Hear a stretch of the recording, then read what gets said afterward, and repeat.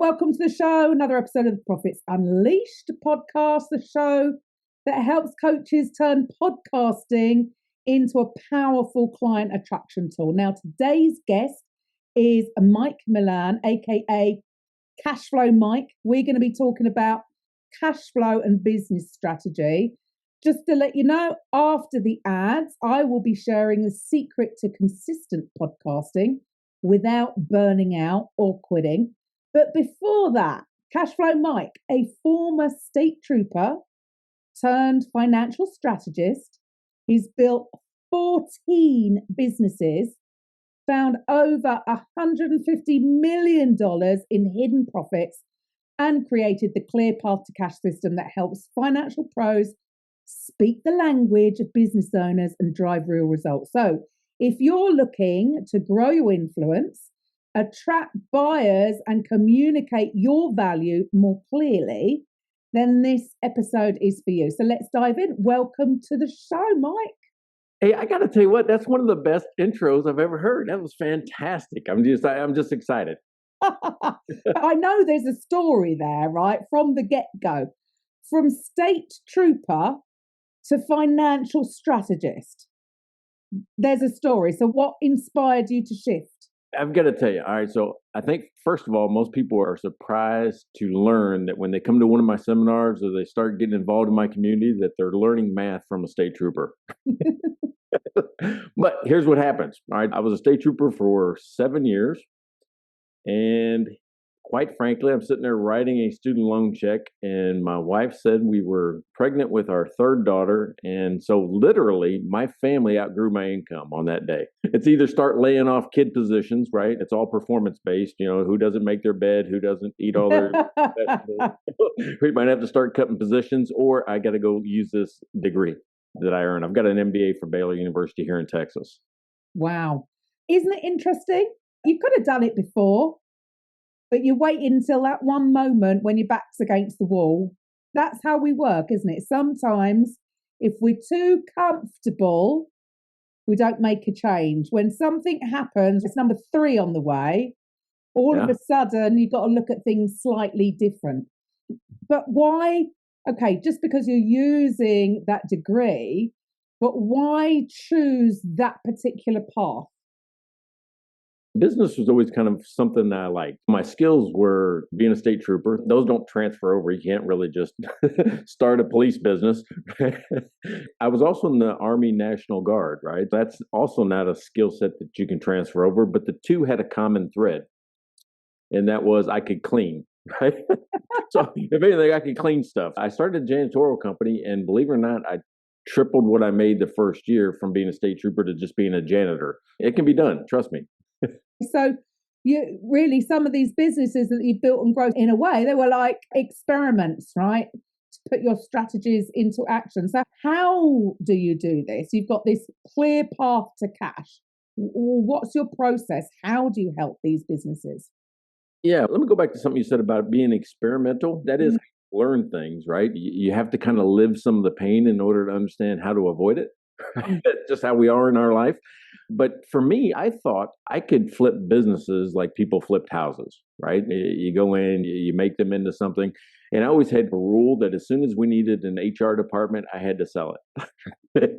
That means it had gotten too big. Now we have rules. So as soon as they put rules in, I'd lived a life of rules, being a police officer, being in the Army. I'm like, I just don't want rules anymore. I want to be able to do what I want to do. Love that. Time to go. Time to go. That's right. But really what it came about was that once you struggle and I had a company, the one that really made it, right? The biggest one that I've built so far was a hotel staffing company. And it was born out of the janitorial company, which I just morphed it into hotel staffing, providing housekeepers and landscapers and kitchen workers for hotels. And that one took off, right? I became preferred vendor of Marriott and Hyatt and Hilton and opened 27 offices in 9 states in 3 years, right? Wow. So when you do, that's actually one of the things that you can do when you grow that fast. It's called growing broke, right? Which means you can actually outrun the amount of money that you have to support the business. It's really a weird phenomenon. But think about this. Every time I would open an office or get a new client, I would have to wait about 3 months to get my first paycheck from them. After I gave them an invoice, it would take Marriott almost 3 months to be able to get through the pay cycle to where they actually paid my invoice. Every 2 weeks, I have to make payroll. So if you don't have the cash, every new account that you sell, you're actually contributing to the problem. And it took me 3 years to figure that out. I'm like, why am I always, I make money on paper, but I never have any. What is that process? So it's called growing broke. Yeah. And I think a lot of businesses can relate to that. They, like you say, on paper, they're doing well, but it's a cash flow problem. Okay, how do you fix that? What is it that you do? How do you help Yeah, businesses? it's a timing issue, right? So there's two big problems around money. One's a profit problem, and that means your business model is flawed. What you charge your customers, what you pay for your goods or your services, the labor, and what you spend, that's a profit problem. But the cash flow problem is all about timing, and it's the difference between money in and money out. Think about it this way. If I'm going to use inventory as an example, if I buy some inventory, I get an invoice from the vendor, and that invoice sits on my desk for a certain number of days before I pay it. That inventory is also sitting on the shelf for a certain number of days before somebody buys it. And then I give them an invoice, and they take the invoice and put it on their desk. The difference in time between me paying my invoice and the customer paying their invoice is called the financial gap. And what I didn't know at the time, which I learned now, is that the financial gap, that's what working capital, if you've ever heard the term working capital out there, your working capital is designed to cover that amount of time, which means you need enough working capital to cover the financial gap. So by theory and in action, the smaller the gap, the easier it is to run your business, right? That's what I do is I give people strategies on the gap. There you go. That's something from your world, right? Yeah. But mind the gap. And the smaller the gap, the easier it is to run your business and jump over, right? And that is possibly one of the big problems that I think a lot of business owners do feel is that, yeah, you've still got to pay out for stuff. And if there is a slight delay in coming in, how do you bridge that gap? So that's what you help people do, to deal with the process and the strategies of that. That's one of my techniques is called the fast money formula. And it's about the levers you can pull to optimize that gap and make it smaller. The other thing I do is I got this technique called mining your business for hidden cash. And what that does is it looks for hidden cash in about 6 different places in your business. 3 of them are cash generating activities, which how much you sell based on the amount of assets you have or the amount of stuff you have, what you're charging or being charged for your goods. We're talking gross profit. And then we're talking operating expense, what you do with the money that comes in from gross profit, right? Gross profit to me is the most important number on the income statement. It is the only place you can go to get cash to pay your expenses and put in your pocket. So it's not sales. People think it's sales, but you can make money at any sales level. What sales is to me is just a measurement of how much work you did. That's it. Gross profit is where the cash comes from. The other 3 are all cash conversion activities. How long does it take for things to happen? Pay your bills, get paid, or inventory sits on the shelf. So those 6 together, I compare you to 2 different things. One is the industry average. This is like getting a C in business. So if you're average, you're getting a C, right? So we try to get you to an A or a B and actually take advantage of some of the places where cash is leaking out of your business or your company goals the same way. But the cash leak map is the most important thing because it shows me exactly where the problem is in your company and where cash is leaking out. And have you ever seen any kind of common thread there? What are some of the common things where people are just wasting? Yeah, they've got a leaky bucket, and if they plug it, they're going to be a lot better off. Yeah, there's 2 big things, right? One is pricing. People don't understand how to price their goods, and they're just saying, so-and-so gets this price. Why can't I? When you do it that way, they might have different cost structures, right? Because I had one of my clients was actually comparing his company to another client, right? Similar industry. They go, he gets $600 for this service. I should get $600. But what he failed to realize is that the other company also manufactured his own parts, right? So there was less cost for what he was buying the parts for because he made them.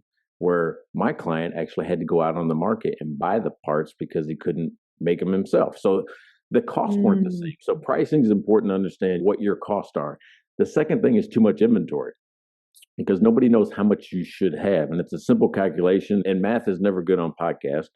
But if you just take the average amount that you sell per month right? We'll just use 200 as an example. If I sold 200 things per month and I could get them delivered once a week, that means I could get it 4 times a month. So I take 200 divided by 4, it means I need 50 of those. What most people do is they'll go in and not count what they already have. They'll say, oh, I sold 5 last week, give me 5 more, give me 10 more. And they'll just guess at their inventory purchases. Instead, if you knew it was 50, if you counted 60, you wouldn't order, right? And you would actually save money and keep that money in the company and have the right amount of inventory on the shelf. If there was 30, you don't just guess on how much you should order. You say, I only need 20 because that's how much you sell on the average basis. So you need these systems in place. You need these processes in place so that you can, I suppose it's taking a lot from a mindset point of view even. It'll give them a little bit more relief because the numbers don't lie. And do you find that many business owners, like you say, people don't want to talk about math because we want to go, no, we don't like numbers. But if you're in business, you need to know your numbers. You've got to know your numbers, right? What is it that you've been really trying to achieve since you've been doing this? What is the big goal for you, Mike? Yeah, so everybody says, what's your mission, right? My mission is to eliminate cash flow as a reason that a business fails, right? I want you to fail because people hate your product. Right? I want you to fail because you got in a fight with your partner. I don't want you to fail because you run out of money. So everything that I do is to put more cash in your pocket. Love that. And what do you think, or what have you seen in your experience as where is it that people are really getting stuck in this? Because it doesn't happen overnight. There's no such thing as overnight success. And it takes a while to grow your business. But from what you've seen, what are the biggest things where business owners are just, they can't seem to get to that next level? Yeah, so it's really interesting. So the first book I wrote was called Don't Be a Dumb Business Owner. And dumb doesn't mean unintelligent, it means I don't understand my business. And a lot of times it starts with those financial statements. People come to me all the time and says, Mike, my accountant gives me these papers. What am I supposed to do with it? They look at them, but they don't really know how to use them. What I do is if you went to my website, cashflowmike.com, there's a free course that teaches you how to use financial statements in 7 minutes. It's called the 7-minute conversation about how to use all 3 financial statements, not just one. Because most people will go, oh, I know the income statement, but the income statement is just a report card, right? It just tells you if you had a good or bad month or quarter or year, and then it starts over. I bet 95% of the people don't know how it starts over. How do I get to say, oh, we blew it in January, let's just go get them in February?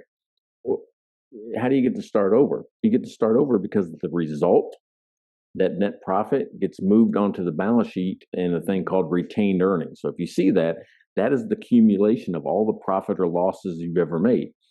The balance sheet, believe it or not, is the most important financial document because it is the culmination of every single decision you've ever made.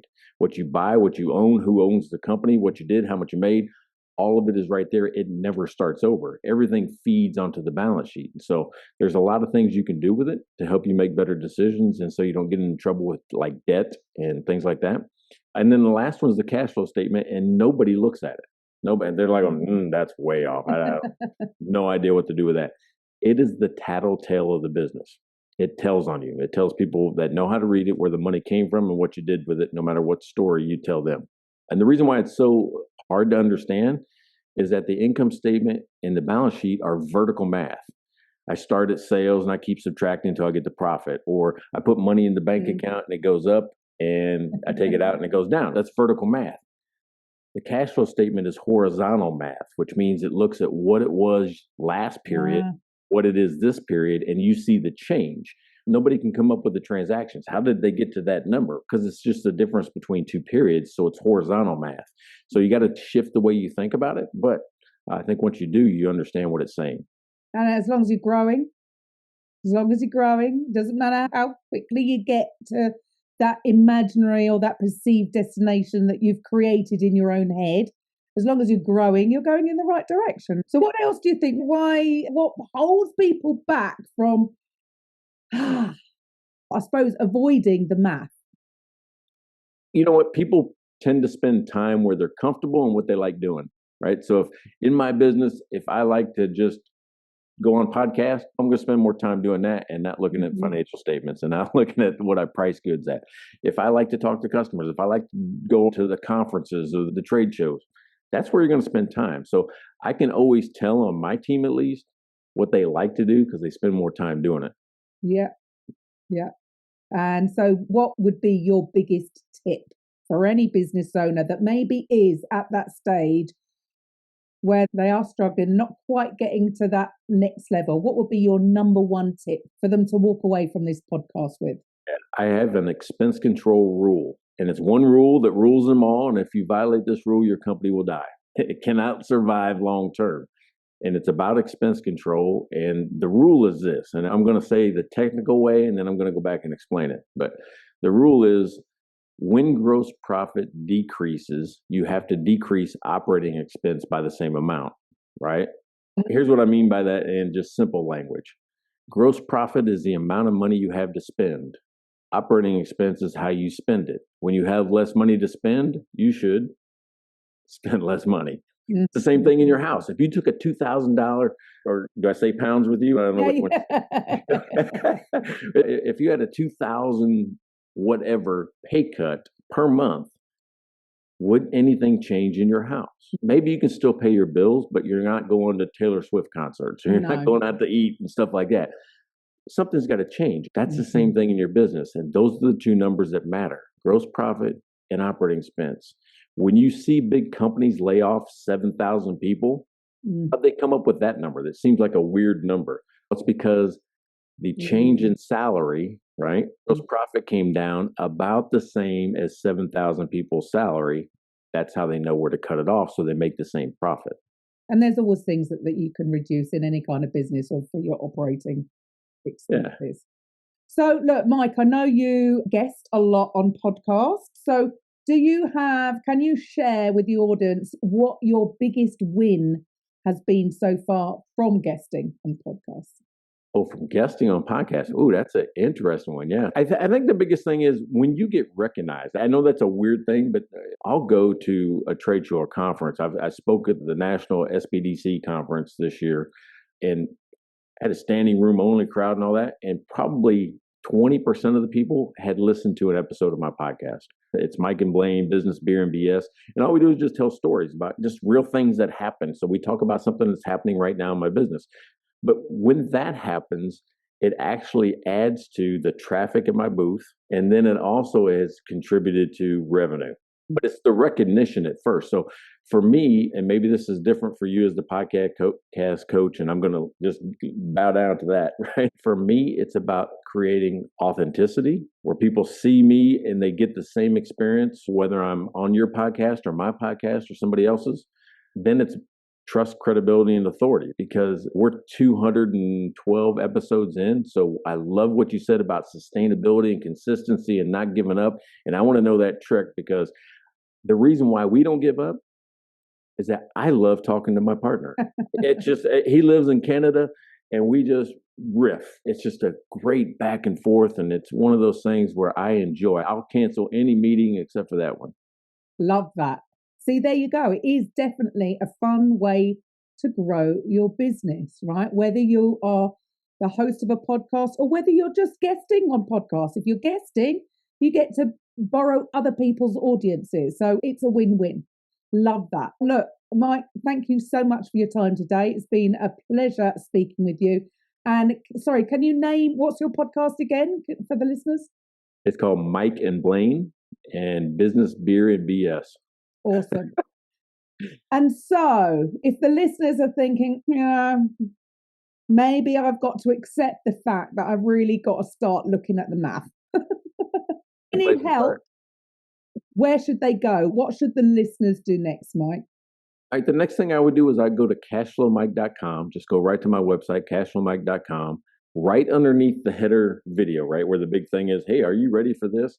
There is a course. It's about an hour-long video set, digital book, and worksheets to help you learn 6 calculations to understand the financial statements. It's 6 little calculations that all of us can do, and it's called the 7-minute conversation, so you can do it in 7 minutes a month. So I know you're busy. I know you got things to do, but everyone's got 7 minutes to look at their financial statements. Absolutely. Love that. Great advice. Everyone has got 7 minutes. So come on, stop putting it off.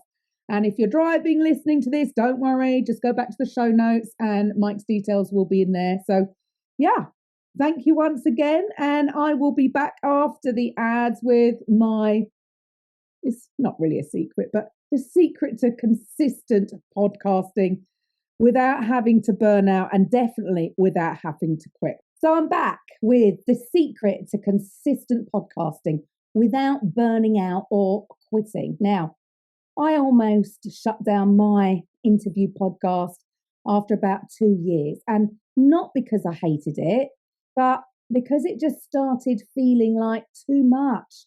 Coordinating the guests, prepping the questions, managing the tech, editing, follow-ups, and worst of all, almost the creeping guilt every time I delayed publishing an episode. If a guest had let me down, right? I remember staring at my calendar, dreading another, "Hey, are we still on?" email, thinking, why does something I wanted to do now feel like a chore?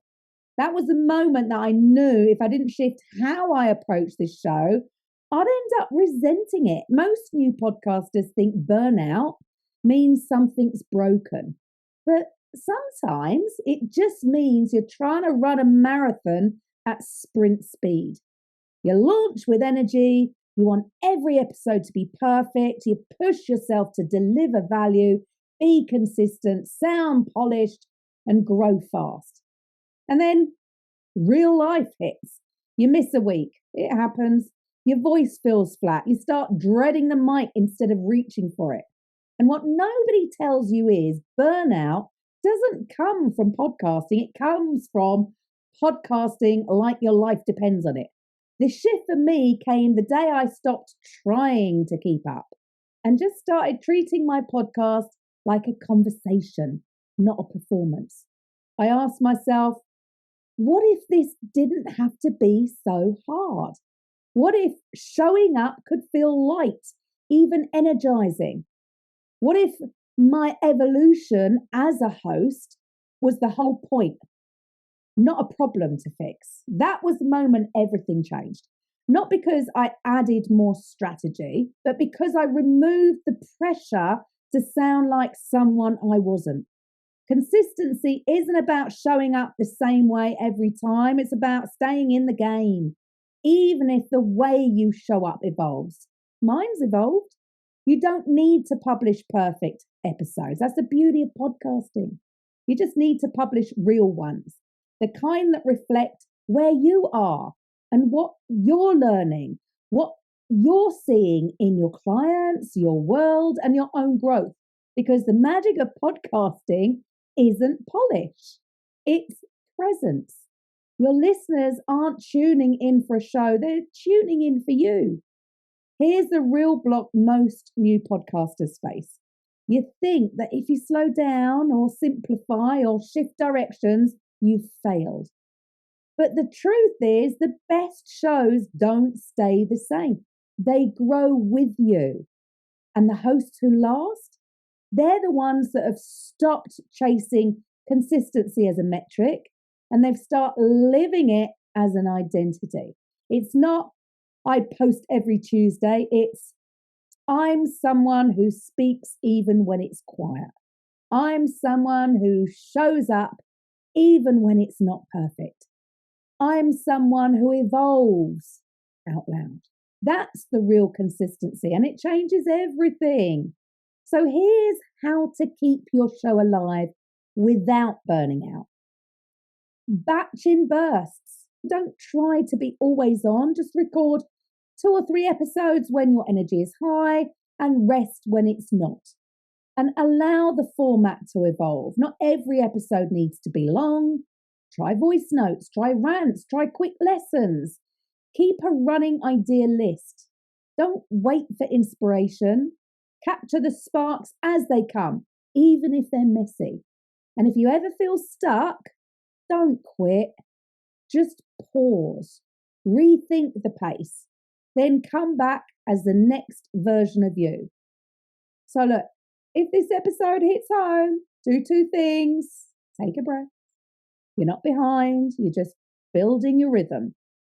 Send this episode to one friend who's been quietly struggling to stay consistent. Let them know that they're not alone and they don't have to burn out to grow. And hey, if you're ready to evolve, if you're ready to get out there and guest maybe as a starter on podcasts, then I've got the perfect thing for you. My mini course, the Podcast Profits Funnel, is out. And as you're a listener, you can get it for free. This is normally a paid course, but for you, my listeners, this is a free course. Go to podcastprofitsunleashed.com/free. See you next week. Thank you for listening to today's episode on the Podcast Profits Unleashed podcast. If you're